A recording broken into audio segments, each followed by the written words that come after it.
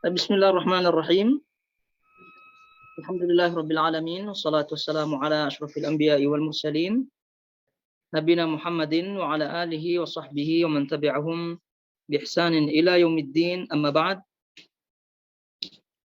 Ayyuhal akhwat wal akhwat, jamaah semua yang dirahmati Allah azza wajal, as-shaimun was-shaimat, dan semoga Allah Subhanahu wa taala memberikan kita taufiknya untuk kita selalu istiqomah, selalu bersemangat dalam ketaatan dan memaksimalkan bulan Ramadan pada tahun ini, yaitu tahun 1443 Hijriah, dan tentunya semoga Allah Subhanahu wa taala menerima seluruh amal soleh kita dan memberikan kepada kita janji-janjinya. Baik, jamaah semua yang dirahmati Allah azza wajal, sekarang kita akan melanjutkan kembali kajian rutin kita untuk kajian Al-Kabair yang kita bacakan dari tulisan buku Al-Imam Adz-Dzahabi rahimahullahu taala, dan insyaallah halaqah kali ini adalah yang terakhir dalam bahasan kitab ini. Jadi sekali lagi, ini adalah bahasan terakhir dari bahasan kitab Al-Kabair. Dan silahkan dibuka bukunya pada halaman 195, dan ini halaman akhir ya, halaman akhir, dan ini juga bahasan yang terakhir sebagaimana kita ketahui bersama, yaitu bab yang dikumpulkan atau ditulis oleh Imam Adz-Dzahabi sebagai bab yang sekira dosa-dosa yang masuk dalam dosa besar. Dan terakhir kita bahas, yaitu pada pertemuan yang sebelumnya, kita bahas kaitannya dengan sifat kikir, sifat pelit, dan itu bagian daripada dosa dan bisa masuk dalam Al-Kabair. Nah, tentunya pada bulan Ramadan ini kita ingatkan kembali, ini adalah kesempatan bagi kita untuk membuktikan diri bahwa kita tidak termasuk orang-orang yang kikir, orang yang pelit. Dan telah dicontohkan tentunya oleh Nabi SAW bagaimana beliau, kedermawanan beliau di luar Ramadan dan terlebih lagi di bulan Ramadan. Semoga Allah Subhanahu wa taala sekali lagi memberikan kita taufik untuk menjadi orang yang dermawan dan terjauh daripada sifat kikir, sifat pelit, dan sifat-sifat tercela lainnya. Baik, jadi kita melihat apa yang disebut oleh Imam Adz-Dzahabi dari nukilan beliau. Jadi poin yang ke-35, kata beliau rahimahullahu taala, Al-Imam At-Tirmidzi mensahihkan, yaitu hadis Nabi SAW. Ini hadis diriwayatkan oleh Imam Tirmidzi dan juga yang lainnya. Apa yang disebutkan di sini kita baca, annan nabiyya la'anal jalisa wasata al-halqati, bahwasanya Nabi SAW melaknat orang yang duduk di tengah lingkaran, duduk atau di tengah para jamaah. Baik, ini masalah hukum duduk di tengah orang, di tengah keramaian, duduk di tengah. Dia datang belakangan, kemudian orang-orang telah duduk sebelumnya, baik itu melingkar atau ya duduk sudah ada di duluan, kemudian dia duduk di tengah. Itu gambaran masalahnya. Nah, ini para ulama berbeda pendapat tentunya kaitannya dengan hukumnya. Jadi perbedaan pendapat tersebut berdasarkan hukum daripada atau derajat daripada hadis ini. Derajat, sekali lagi, hadis ini. Jadi hadis ini para ulama berselisih paham atau berbeda pendapat tentang kesahihan hadis ini. Ada yang menyebutkan sahih, ada yang menyebutkan tidak sahih. Nah, yang tidak menyebutkan sahih atau yang mendhaifkan hadis ini, tentu ini hadis tidak berlaku dari segi hukumnya, tapi dilihat dari segi hukum yang lain. Adapun yang mensahihkan, ya tentu ini berlaku. Syekh Albani rahimahullah taala dan juga yang lainnya mendhaifkan hadis ini, mendhaifkan hadis ini. Dan juga Syekh Khalid As-Sibt juga menyatakan bahwasanya hadis yang berkaitan dengan larangan duduk di tengah majlis ini hadisnya dhaif semuanya, kata beliau. Berarti maknanya ini adalah para ulama yang mendhaifkan hadis tersebut karena illah, alasan atau cacat daripada hadis ini yaitu tabi'in yang meriwayatkan hadis ini yaitu Abi Mijlad namanya. Taib. Jadi tabi'in yang bernama Abi Mijlaz ini tidak berjumpa dengan sahabat Hudzaifah Ibnul Yaman radhiyallahu taala anhu. Sehingga riwayatnya disebut terputus, riwayatnya munqati. Jadi Abi Mijlaz yaitu tabi'in itu tidak berjumpa dengan sahabat Nabi SAW yaitu Hudzaifah. Di sini Hudzaifah Ibnul Yaman. Jadi hukum hadisnya munqati. Jadi terputus. Jadi karena terputus ya berarti tidak sahih hadisnya. Nah, demikian. Oleh karena itu Syekh Albani rahimahullahu taala ketika menerangkan hadis ini, kata beliau, kalaupun hadis ini sahih, ya tentu beliau nyatakan hadis ini dhaif dalam berbagai macam atau di dalam kitab-kitab beliau. Jadi kalaupun hadis ini sahih, kata beliau maksudnya adalah yang dilarang apabila orang itu duduk di tengah majelis, kemudian dia ada unsur menampakkan diri. Dengan kata lain, riya. Dia sengaja duduk di depan supaya nampak, supaya kelihatan oleh orang. Ya, riya, ujub, kemudian untuk ya populer lah, untuk dikenal. Nah, berarti di situ ada dosa lain di situ, yaitu ada ingin atau keinginan di balik itu, riya dan seterusnya. Nah, ini yang tentu alasan dilarang kalau hadis ini dhaif. Tapi kata beliau hadis ini kalau hadisnya sahih, tapi kata beliau rahimahullahu taala hadis ini dhaif. Jadi alhamdulillah, ini kata beliau. Nah, para ulama yang mensahihkan hadis ini ya di antara alasan atau di antara kenapa dilarang, alasan-alasannya salah satu riya, menampakkan diri, kemudian juga alasan yang selanjutnya adalah menyakiti orang-orang yang di belakangnya. Menyakiti orang-orang yang di belakangnya. Karena ya kita tidak tahu, jadi orang yang kita bebelakangi ya, kita membelakanginya, ya mungkin ada perasaan diremehkan, atau perasaan tidak dihormati, dan seterusnya. Yaitu ada unsur menyakiti baik dari segi zahir maupun batin. Dan seterusnya daripada alasan-alasan tersebut. Nah, jadi untuk kita, walaupun hadis ini dhaif, dan kita ambil hukum bahwasanya hadis ini dhaif, ya tentu dari segi adab, ya tentu kita tidak melakukannya. Ya kecuali kalau kita telah minta izin terlebih dahulu kepada teman-teman yang sekira kita akan membelakanginya. Dan juga kenapa dilarang ya duduk di tengah-tengah majelis atau duduk membelakangi orang? Karena biasanya kalau orang duduk di tengah-tengah majelis itu biasanya mereka datang belakangan. Lalu kemudian mereka melangkahi ya orang-orang yang dilaluinya. Ya orang duduk dilangkahi, itu sudah menyakiti hati dan seterusnya. Ini bagian daripada sebab-sebab pelarangannya. Jadi walaupun hadis ini dhaif, tapi pelarangan-pelarangan tadi kan sudah jelas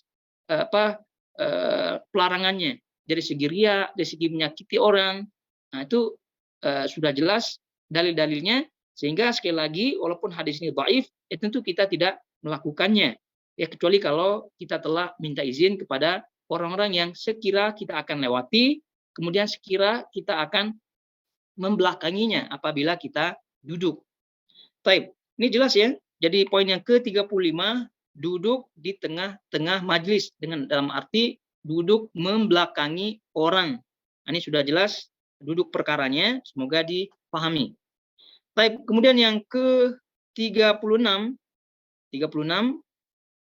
dari Abu Hurairah radhiyallahu taala anhu, dia berkata, Rasulullah Shallallahu alaihi wasallam bersabda, "Iyyakum wal hasad, fa innal hasada ya'kulul hasanat kama ta'kulun nar al-hatab." Kalian jauhilah sifat hasad. Jauhilah kalian sifat hasad, yaitu dengki. Karena sesungguhnya sifat dengki itu memakan kebaikan-kebaikan sebagaimana api memakan kayu bakar. Diriwayatkan oleh Abu Dawud. Dan hadis ini hadis yang sahih tentunya.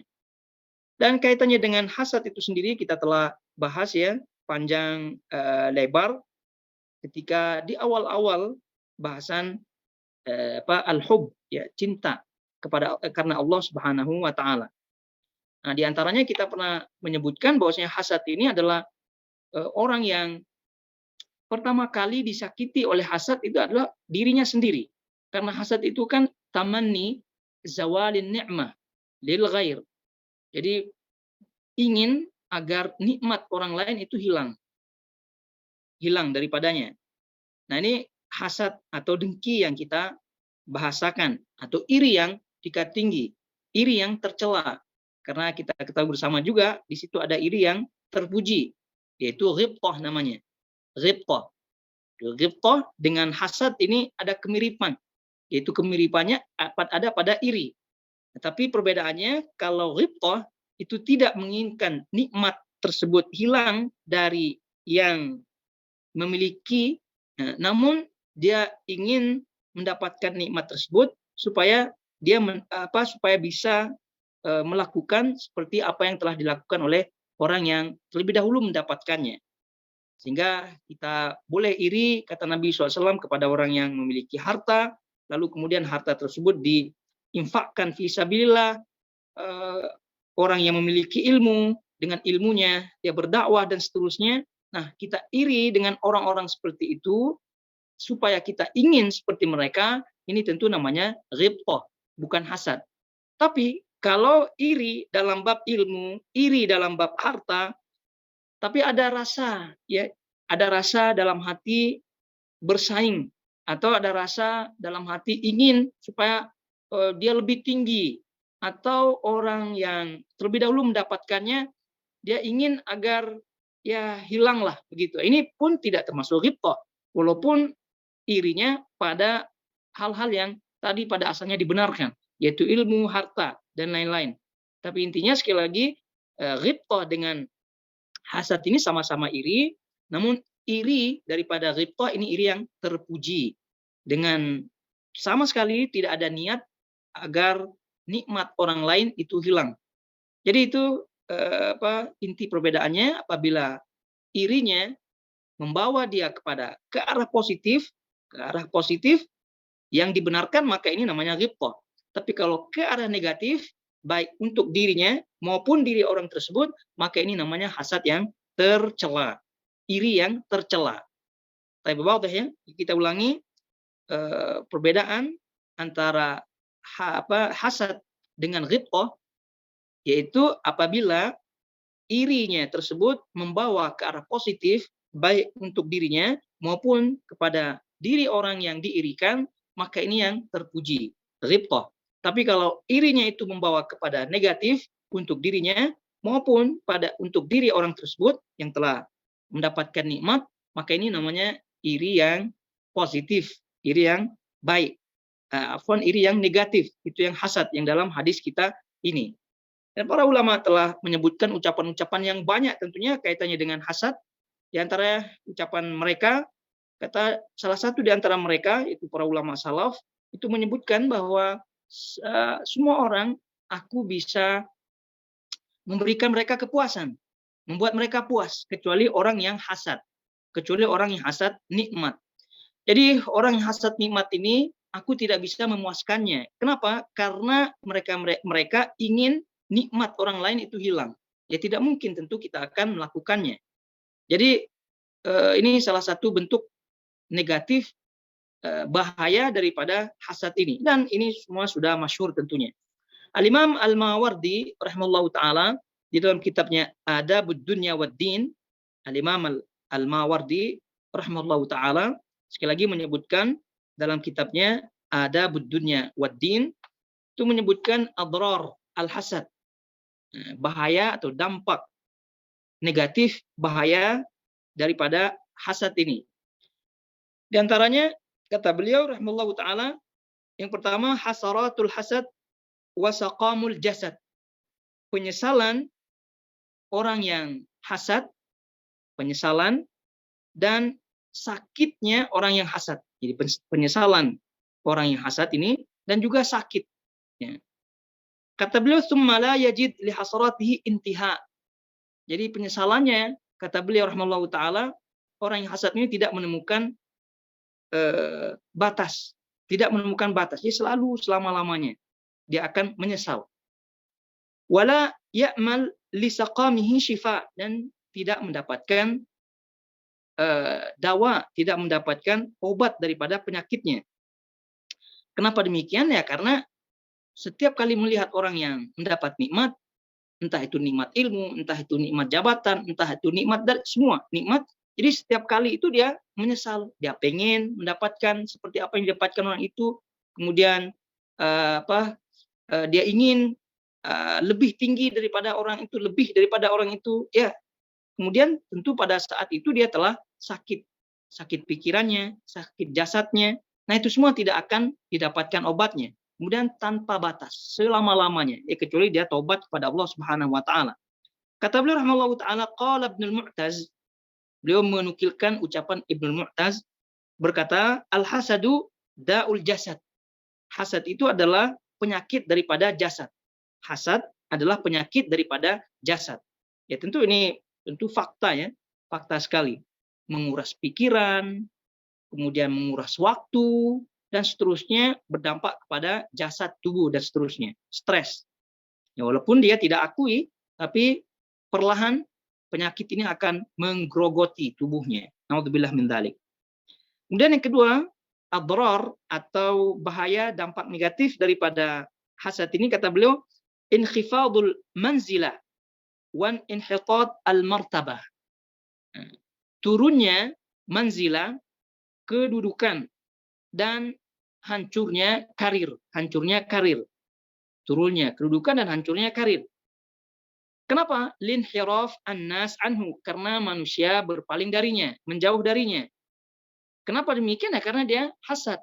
Ini tentu apabila telah hasadnya sudah level tinggi, jadi sudah nampak, ya, kelihatan, dilihat oleh orang lain, dilihat oleh temannya. Jadi tentu udah kedudukannya di mata teman-temannya hilang dah.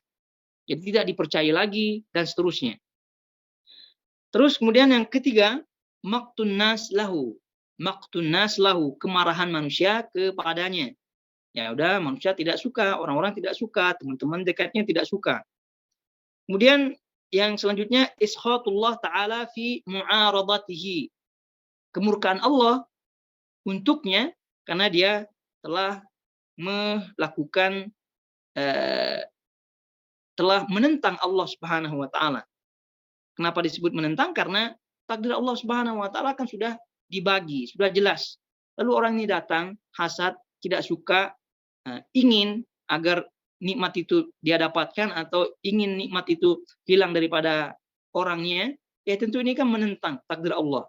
Jadi dengan ini dia mendapatkan murka Allah Subhanahu wa taala. Kemudian selanjutnya yuaddi ilal ghibati wan namimah. Hasad ini juga menyeret orang kepada ghibah dan juga namimah. Karena biasanya orang yang hasad ini tidak cukup dengan dirinya saja. Jadi dia pun berusaha mempengaruhi orang lain. Ya karena menghalalkan segala cara. Bagaimana caranya orang yang dia hasadkan itu agar nikmat yang ada padanya itu hilang. Jadi berusaha semaksimal mungkin untuk ya orang ini hilang nikmatnya. Ya bagaimana caranya? Ghibah, namimah dan seterusnya. Nah, ini tentu hal-hal yang biasa kita dapatkan daripada orang-orang yang hasad. Nah, ini dia. Jadi terjerumus kepada ghibah dan juga terjerumus kepada namimah. Hasad itu sendiri telah menjerumuskan dia kepada dosa, kemudian dia mendapat dosa di atas dosa lagi. Naudzubillah min dzalik. Lalu kemudian yang ketujuh kata beliau yuaddi ila dzulmi wal udwan. Yuaddi ila dzulmi wal udwan. Jadi membawa kepada kezaliman dan permusuhan. Juga yang terakhir yuaddi ila sariqati wal qatli. Menyebabkan membawa kepada pencurian dan juga pembunuhan. Naudzubillah min dzalik. Ini semua adalah akibat-akibat daripada hasad itu sendiri. Dan ini sekali lagi setelah kita bahas, naudzubillah min dzalik, semoga Allah Subhanahu wa taala melindungi kita dari sifat-sifat hasad seperti ini. Nah, dan ini kita ingatkan biasanya hasad ini berlaku pada orang-orang dekat ya. Biasanya tidak berlaku kepada orang-orang yang jauh, tapi berlaku pada orang-orang sekitaran. Nah, karena ingin lebih daripadanya, lebih daripada kawan-kawannya, dan seterusnya daripada hal-hal yang membawa kepada hasad. Yaitu pernah kita sebutkan di antara cara untuk kita hilangkan hasad ini, kita bersyukur kepada Allah, qanaah, kemudian mencintai, menyukai apa yang disukai oleh kawan-kawan, orang-orang beriman tentunya, dan juga berdoa kepada Allah Subhanahu wa taala agar menetapkan hati kita, agar hati kita tetap dalam ketaatan kepada Allah Subhanahu wa taala, tidak menyimpang dari jalannya. Baik.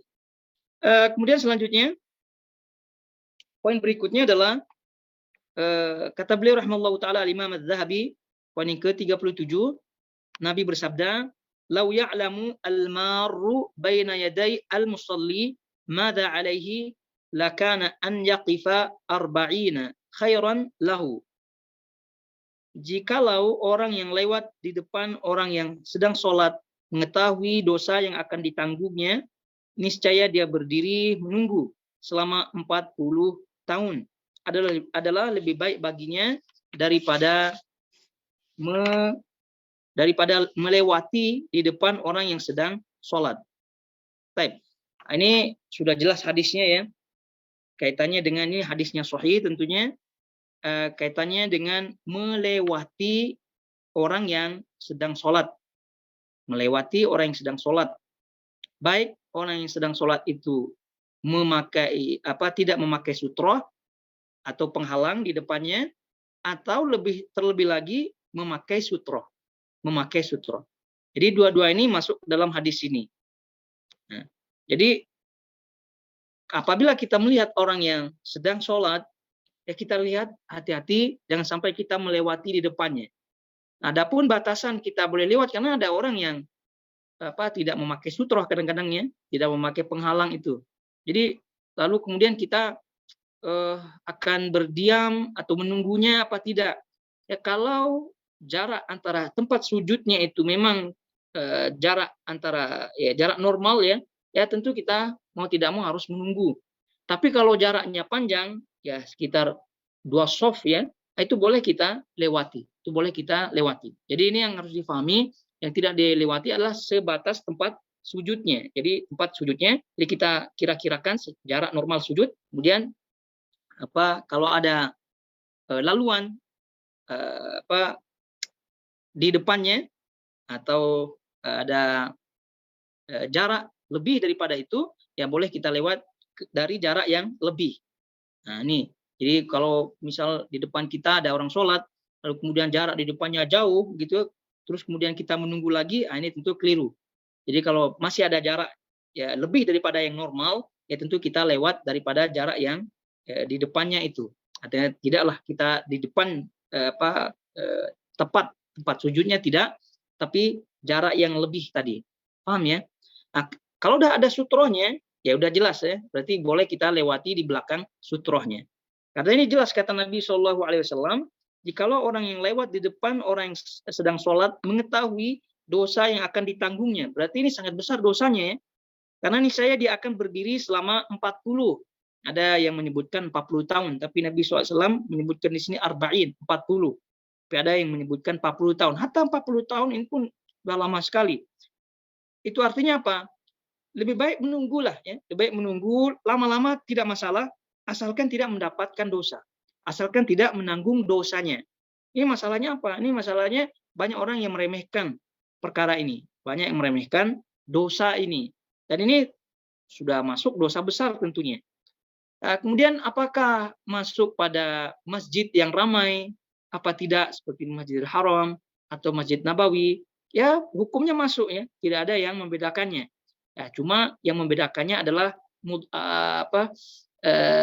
yang membedakannya adalah keadaan saja. Ya karena kita sudah berusaha semaksimal mungkin untuk tidak lewat di depan orang yang tidak memiliki sutroh dengan jarak yang tadi kita jelaskan. Namun yang namanya Masjidil Haram ya tentunya ya kita ketahui Kalau Masjid Nabawi ya masih tertib ya, masih agak tertib. Ini Masjidil Haram biasanya. Itu wah luar biasa orang-orang di situ. Jadi kita udah lewat satu orang, ternyata di depan kita ada orang sholat lagi. Ya, tentu semampunya. Kita semampunya untuk melakukan hal-hal yang menjauhkan kita daripada dosa.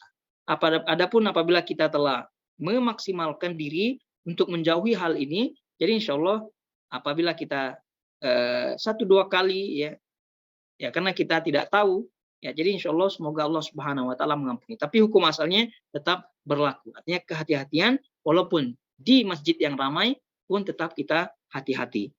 Nah, jadi sudah jelas. Kita ulangi. Jikalau orang yang lewat di depan orang yang sedang sholat mengetahui dosa yang akan ditanggungnya, niscaya dia berdiri menunggu selama 40. Nah, ada yang menyebutkan 40 tahun. Lebih baik baginya daripada lewat di depan orang yang sedang sholat. Ini diingatkan tentunya anak-anak kita dan juga yang lainnya, jangan sampai dosa yang ini ya berat ya, tapi sangat-sangat diremehkan oleh sebagian orang. Taib. Kemudian dan Nabi SAW bersabda, "Idza shalla ahadukum ila ma yasturuhu minan nas, fa arada ahadun an yajtaza baina yadayhi falyadfa'hu fi nahrih, fa in aba falyuqatilhu fa innama huwa syaitan." Ini lanjutan tentu kaitannya dengan sutra pembatas. Apabila salah seorang di antara kalian sholat menghadap sesuatu yang menjadi sutra, itu penghalang baginya dari orang-orang, lalu seseorang ingin lewat di depannya, maka hendaklah dia menahannya pada dadanya.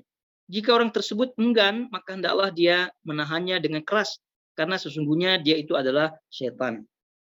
Jadi ini hadis ini menunjukkan betapa tidak bolehnya seorang itu lewat di depan orang yang sholat.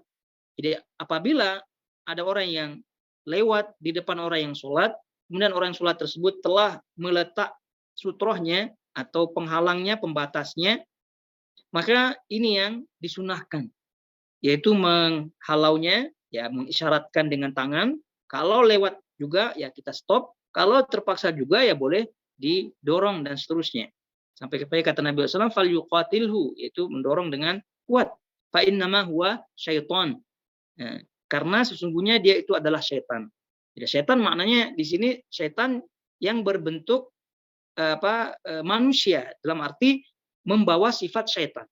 Bukanlah dia langsung setannya, tidak, tapi membawa sifat setan. Dan kita membaca dalam surah An-Nas ya, minal jinnati wan nas.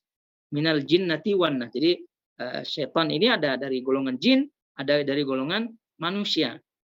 Nah, yang memiliki kesamaan sifat-sifat.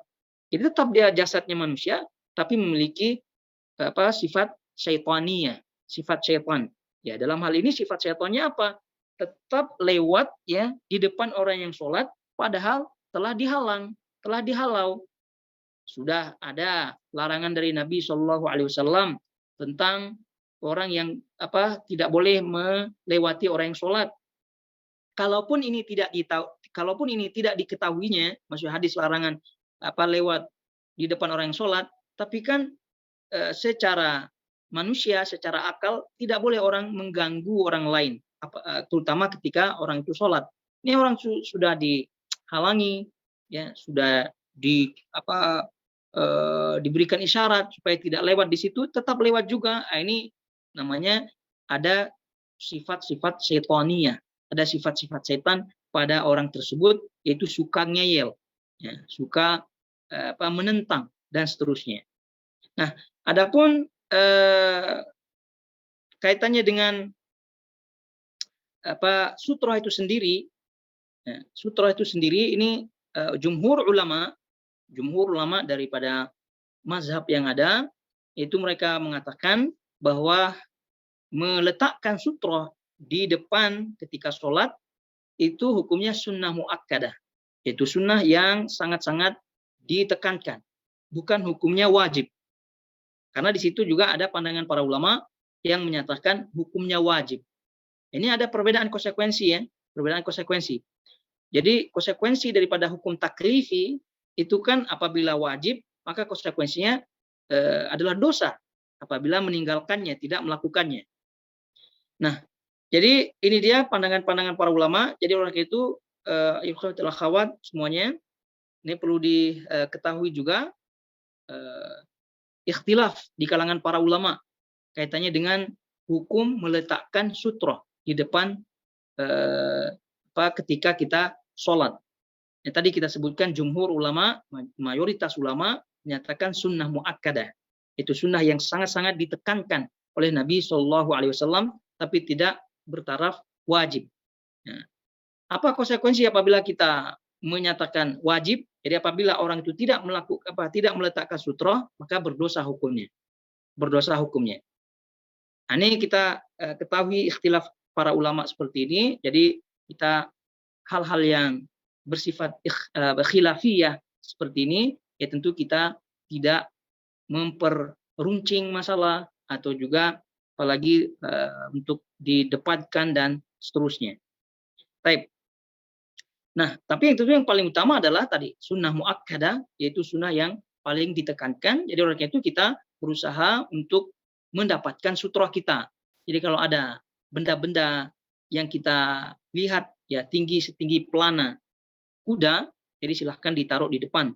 Tapi kalau tidak, ya cari tiang atau sholat di belakang orang dan seterusnya. Yang penting ada penghalangnya. Itu yang sunnah tadi kita sebutkan dan keluar daripada khilaf perbedaan pendapat dari kalangan para ulama. Nah, poinnya kembali kepada hadis ini bahwa apabila kita telah mendapatkan sutroh kita, baik itu benda yang tinggi atau orang atau tiang, lalu kemudian ada orang yang lewat, maka ini sunnahnya pun demikian, menghalanginya. Kalau tidak mau ya dikeraskan. Ya tentu ini juga ikhwatul akhwat semuanya, jamaah semua, dilihat maslahat mafsadatnya ya, dilihat maslahat mafsadatnya. Jadi kalau sekira kita pandang apabila kita mendorongnya dengan kuat, lalu dia nanti terjadi keributan yang lebih, ya tentu sudah. Yang penting kita telah mencoba menghalanginya, ya kita telah mencoba menghalanginya. Ini sekali lagi melihat mafsadat maslahat.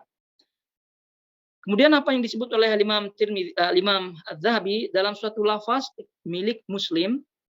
Nah, dalam riwayat Imam Muslim dalam lafaz yang lain disebut fa in aba falyuqatilhu fa inna ma'ahu al-qarin.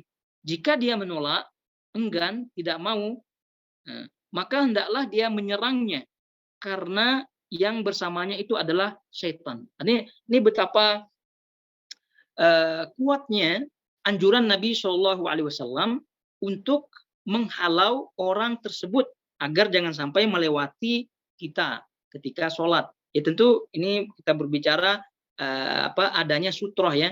Kalau tidak ada sutroh ya memang salah sendiri dia. Karena apa? Karena dia tidak meletak sutroh. Hatta walaupun kita tidak ada sutroh, ya kita pun harus menolak atau menghalaunya. Nah, ini lagi-lagi kita ingatkan maslahat mafsadat. Jadi timbang-timbang. Ya jangan sampai mendorong orang lalu kemudian terjadi keributan dan seterusnya yang lebih. Nah, itu ya tentu mafsadatnya lebih. Jadi kalau udah mafsadatnya lebih, ya lebih baik kita mencukupkan diri hanya dengan mengisyaratkan menghalaunya. Ya kalau dia menerima alhamdulillah, kalau tidak ya mau diapakan lagi daripada datang atau daripada muncul mafsadat yang lebih besar lagi. Baik, yang terakhir selesai kita dari poin yang ke-37, kemudian yang terakhir poin yang ke-38. Dari Abu Hurairah dia berkata, Rasulullah SAW bersabda, "Walladzi nafsi biyadihi la tadkhulunal jannah hatta tu'minu wa la tu'minu hatta tahabbu. Ala adullukum ala syai'in idza fa'altumuh tahabbtum ufshus salama bainakum." Demi zat yang jiwaku berada di tangannya, kalian tidak akan masuk surga hingga kalian beriman, dan kalian tidaklah beriman hingga kalian saling mencintai. Maukah aku tunjukkan kepada kalian kepada sesuatu yang apabila kalian melakukannya, maka kalian akan saling mencintai? Kata Nabi SAW, sebarkan salam di antara kalian, ucapkan salam di antara kalian. Ini tentu kaitannya dengan hasad tadi ya, kaitannya dengan saling benci, tidak suka, apalagi hasad dan seterusnya. Ini bertentangan dengan poin yang kita baca tadi. Karena kata Nabi SAW ini la tadkhulunal jannah. Kalian tidak akan masuk surga hatta tu'minu, sehingga sampai kalian beriman. Beriman. Wala tu'minu hatta tahabu, dan kalian tidak dikatakan beriman dengan keimanan yang sempurna sampai kalian saling mencintai. Nah, hasad, dengki, iri yang tadi yang tercela, kemudian saling membenci, bermusuh dan seterusnya, ini kan menyelisihi tahabbu ini, menyelisihi saling mencintai. Berarti bagi mereka yang ada masih permusuhan, bagi mereka ada masih rasa hasad, ada rasa iri, berarti keimanannya tidak sempurna. Kalau keimanannya tidak sempurna, maka la tadkhulunal jannah, kata Nabi SAW. Kalian tidak akan masuk surga. Dan pernah kita bahas kaitannya dengan orang yang saling bermusuhan, tidak saling maaf-maafkan. Nah, itu terancam tidak masuk surga. Nauzubillah min dzalik. Nah, ini unsur dosa besarnya adalah tidak saling mencintai, karena apabila tidak saling mencintai, itu masuk pasti ada celah-celah setan di situ untuk orang itu saling membenci, kemudian bermusuhan, dan seterusnya. Kemudian kata Nabi SAW, ala adullukum ala syai'in idza fa'altumu tahabbtum. Maukah kalian, aku tunjukkan kepada kalian sesuatu yang apabila kalian melakukannya, maka kalian akan saling mencintai.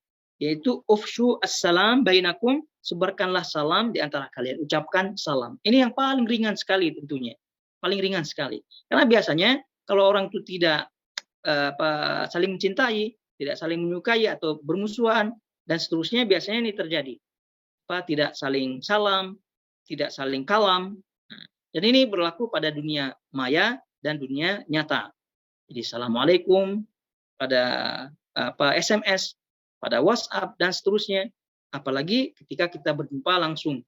Nah, jadi salam ini adalah bagian daripada tips yang diberikan oleh Nabi SAW kepada kita agar kita saling mencintai. Dan juga yang lainnya, saling memberikan hadiah tentunya, tahabu, ya, saling membagi hadiah. Jadi itu yang akan menyebabkan kalian saling mencintai, menyukai dan seterusnya. Saling membantu, kemudian menyukai apa yang disukai oleh kawan kita. Nabi SAW sampai menyatakan la yu'minu ahadukum hatta yuhibba li akhihi ma yuhibbu li nafsihi. Jadi tidak sempurna iman kalian sebelum kalian menyukai apa yang disukai oleh saudara atau orang lain. Jadi ikhwatul akhwat jemaah semua yang dirahmati Allah Azza wa Jalla, ini kumpulan-kumpulan dosa-dosa yang tadi kita bacakan di luar Ramadan. Ini masih kita kaitkan dengan Ramadan ya. Di luar Ramadan itu dituntut, apalagi di bulan Ramadan. Apalagi di bulan Ramadan. Karena apabila kita masih menanggung dosa-dosa seperti ini kemungkinan besar kita termasuk ke dalam hadis Nabi SAW, rubba sha'imin laisa lahu siyam illa al-ju' wal 'atas. Kama qala Nabi SAW. Jadi banyak orang yang berpuasa namun tidak mendapatkan pahala dari puasanya, melainkan sekedar gugur kewajiban, yaitu hanya mendapatkan lapar dan haus, lapar dan dahaga saja. Itu naudzubillah. Kenapa? Apa faktornya? Faktornya tidak lain tidak bukan adalah karena masih menanggung dosa. Menanggung dosa dalam arti masih melakukan dosa-dosa tadi, hasad tadi kita baca tadi, kemudian masih bermusuhan, dan seterusnya. Ya jangan sebut kalau dosanya jenis berdusta, dosanya jenis ghibah dan seterusnya, itu memang sudah merusak pahala puasa tersebut.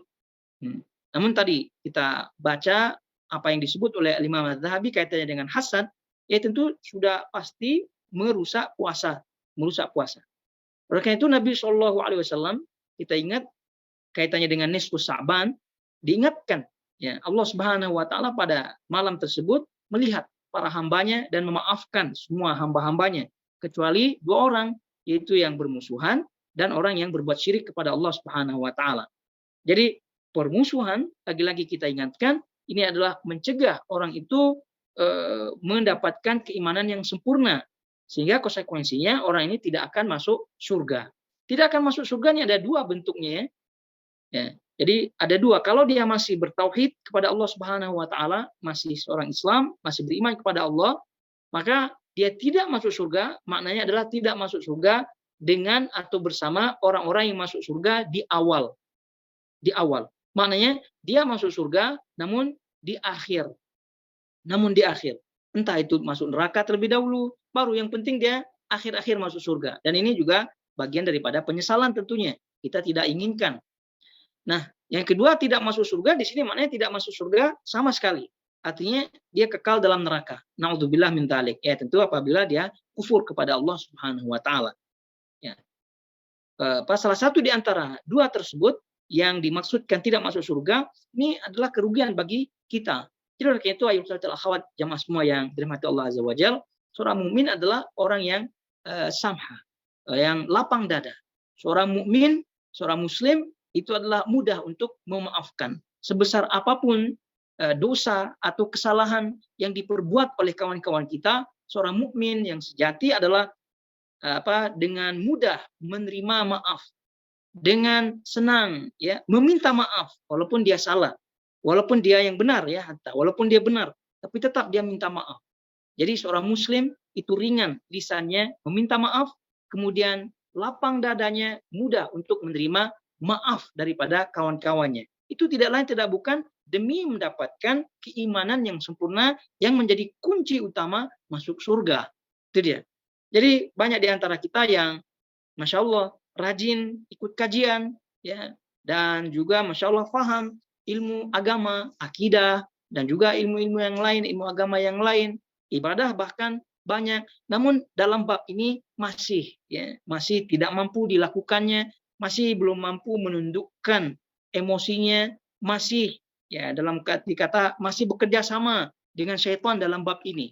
Ya, kenapa disebut kerjasama? Ya karena syaitan ini celah masuk kepada hamba ini salah satunya, yaitu menebar permusuhan, menebar kebencian, menebar hasad.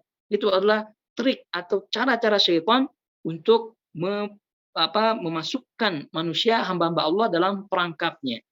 Karena orang-orang yang ahli ibadah, orang-orang yang ahli ilmu, ya kadang dengan diberikan maksiat-maksiat yang lain oleh syaitan, itu tidak masuk ke perangkapnya. Tapi dengan hal-hal seperti ini masuk. Ya dendam, kesumat, ya lama dendamnya, susah memaafkan orang. Nah, itu jangan sampai demikian.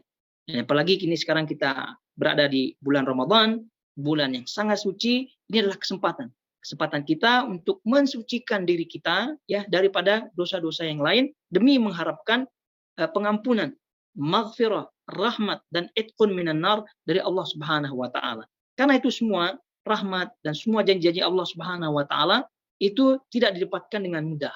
Jadi didapatkan dengan pengorbanan. Ya salah satunya adalah mengorbankan ego kita, mengorbankan kita punya amarah, mengorbankan kita punya dendam dan seterusnya daripada sifat-sifat tercela yang lainnya. Karena kalau kita tidak melihat dari sisi ini, kita akan terus terkungkung ya, kita terus akan terperangkap ke dalam perangkap setan yang susah untuk dilepaskan. Nah, sebagian ada orang yang membenci orang, membencinya Masya Allah, membabi buta istilahnya. Membencinya. Jadi dia membenci orang tersebut. Lalu kemudian dia membenci orang-orang yang dekat dengan orang itu. Udah jelas keluarga orang itu dibenci. Semua apa-apa yang berkaitan dengan orang itu dibenci. Itu namanya benci yang membabi buta. Ini syaitan suka dengan orang-orang seperti ini. Sudahlah, bencinya membabi buta, lalu kemudian dendamnya kesumat. Ya, dendamnya kesumat. Makanya dendamnya yang sangat-sangat dalam sekali gitu dan ya nauzubillah min dzalik. Jadi syaitan berhasil di situ. Ini kita ingatkan agar kita selalu mensucikan ya jiwa kita agar betul-betul suci ya, betul-betul kita menghadap Allah Subhanahu wa taala. Karena selama masih menanggung dosa-dosa seperti ini, maka susah untuk mendapatkan janji-janji Allah Subhanahu wa taala. Karena janji Allah berupa tadi maghfirahnya, rahmatnya, itu syaratnya kita akan mendapatkannya itu at-takhliyah, melepaskan diri daripada beban-beban dosa ini, beban-beban maksiat, melepaskan diri. Dengan kata lain bertobat kepada Allah. Itu namanya at-takhliyah. Lalu kemudian masuk at-tahliyah, yaitu menghias diri dengan amal-amal soleh. Jangan at-tahliyah pakai ha ya. Jangan at-tahliyah dulu, menghias diri dulu, baru at-takhliyah. Tidak, itu salah urutannya. Jadi urutannya at-takhliyah dulu pakai kha ya, takhliyah yaitu membersihkan diri dulu ya, baru setelahnya kita menghias diri. Banyak orang yang menghias diri dulu dengan ibadah-ibadah namun masih melekat dosa-dosa yang ditanggungnya, masih melekat, tidak bertobat kepada Allah ya. Contoh tadi tidak saling mencintai, contoh tadi hasad, iri, dendam dan seterusnya masih ada. Nah, namun dalam masa yang sama dia menghias diri. Ini tidak salah, namun kurang tepat ya. Karena selama orang itu tidak membuang jauh-jauh sifat tercelanya, maka kemungkinan besar ini ibadah-ibadah seperti ini itu tidak diterima oleh Allah Subhanahu wa taala. Baik. Ayo ikhwatal akhwat, jamaah semua yang dirahmati Allah Azza wa Jalla. Sekali lagi dalam Ramadan ini semoga Allah Subhanahu wa taala membersihkan jiwa-jiwa kita ya, membersihkan semuanya dari kotoran-kotoran yang ada, baik kotoran dosa yang kecil maupun kotoran dosa yang besar. Sehingga dengan itu kita ringan beribadah kepada Allah Subhanahu wa taala di bulan suci ini, dan semoga Allah sekali lagi memberikan kita taufiknya untuk terus memaksimalkan ibadah pada bulan Ramadan ini. Kemudian kembali kita kepada buku dan kita tiba kepada penutup ya. Di sini penutup, inilah akhir buku ini, alhamdulillah rabbil alamin, dan semoga salawat dan salam terlimpahkan atas penghulu kita Nabi Muhammad SAW, keluarga dan para sahabat beliau. Saya menukil dari naskah kedua yang telah dibacakan langsung di hadapan penulis sendiri, dan di atasnya diimbuhkan tulisan tanda tangan beliau sendiri. Beliau berkata ini adalah sahih dan ditulis oleh maula beliau Muhammad bin Ahmad Asy-Syafi'i. Jadi ini menunjukkan bahwasanya buku Al-Kabair ini sahih dari nisbatnya kepada Al-Imam Adz-Dzahabi rahimallahu taala, dengan kita baca penutup tadi dari yang menukil buku ini, yang mencetak buku ini. Jadi kita telah selesai dari pada bahasan kitab Al-Kabair ini. Semoga Allah Subhanahu wa taala sekali lagi menjauhkan kita dari seluruh dosa baik besar maupun kecil, dan memahamkan kita agama, kemudian juga mensucikan jiwa-jiwa kita, dan seterusnya Allah meridhai kita dan juga merahmati kita semua.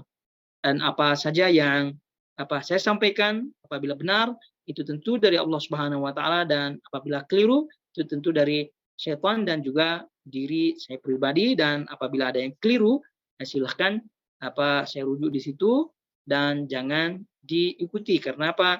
Karena kullun yu'khadh wa yutrak. Jadi setiap orang berhak untuk diambil pendapatnya dan juga ditinggalkan pendapatnya, kecuali sahib hadal qabr, kata Imam Malik, kecuali pemilik kubur ini, yaitu Nabi Shallallahu Alaihi Wasallam.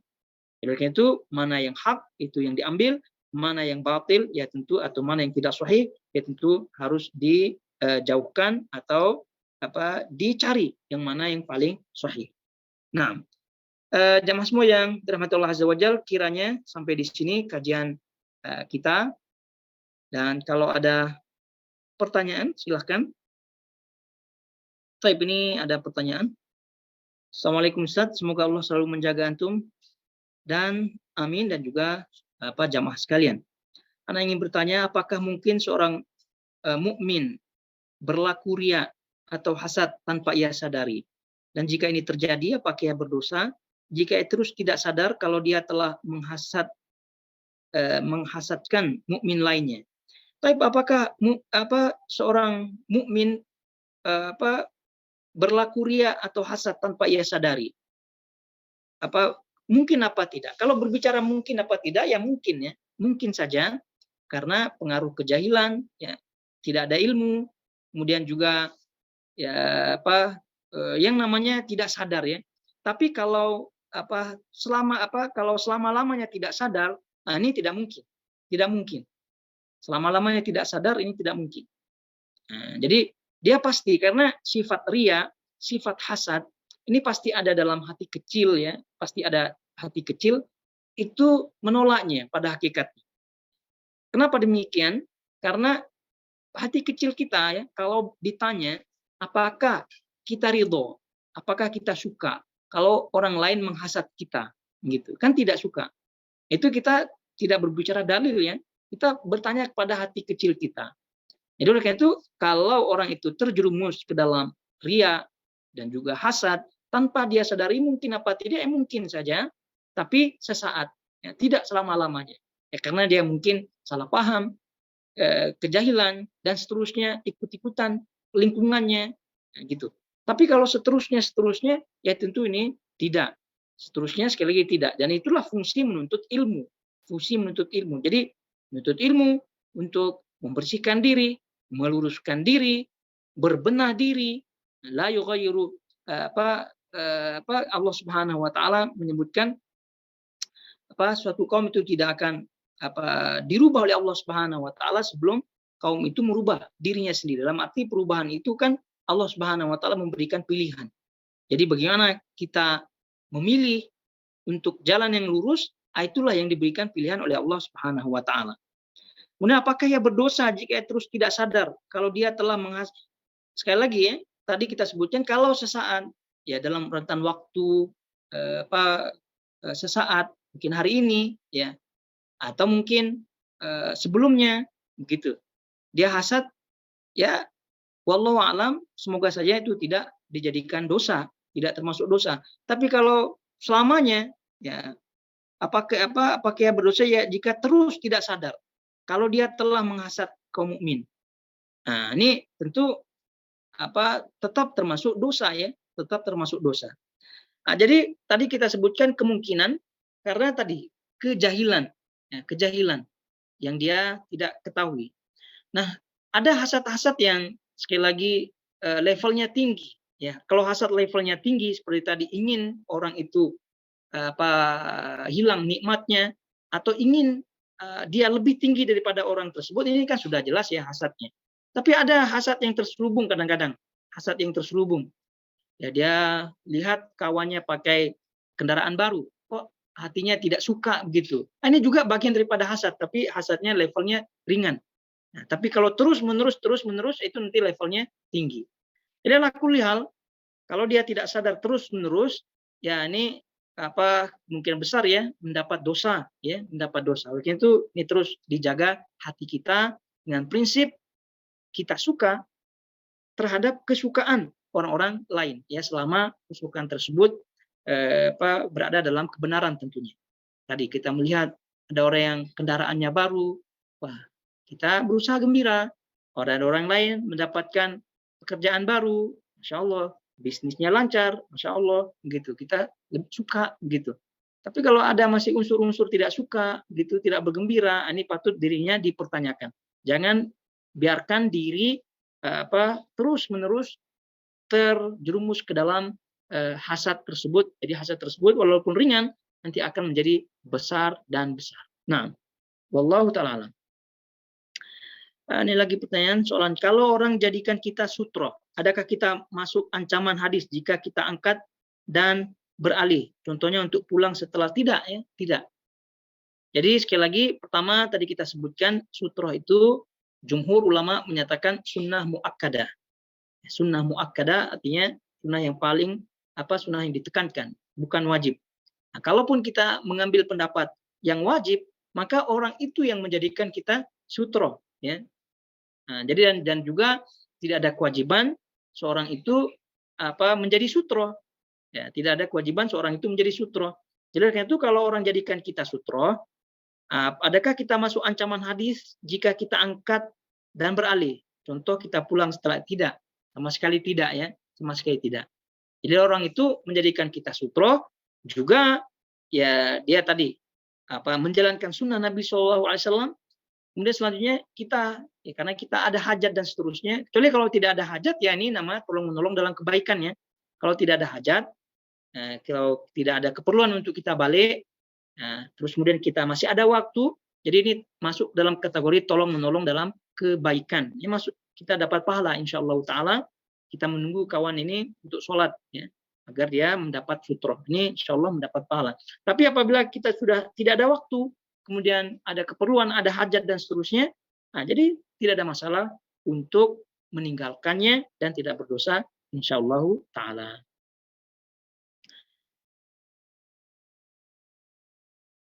Baik, jazakallah khair wa yak. Nah,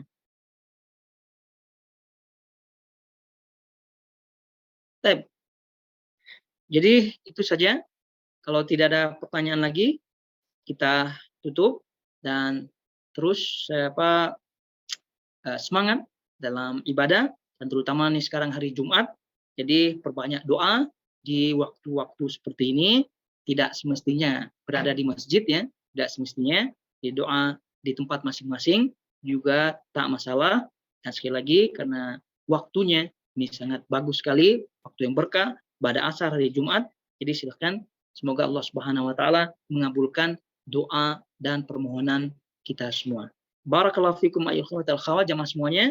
Kita tutup. Subhanakallahumma bihamdik asyhadu an la ilaha illa anta astaghfiruka wa atubu ilaik.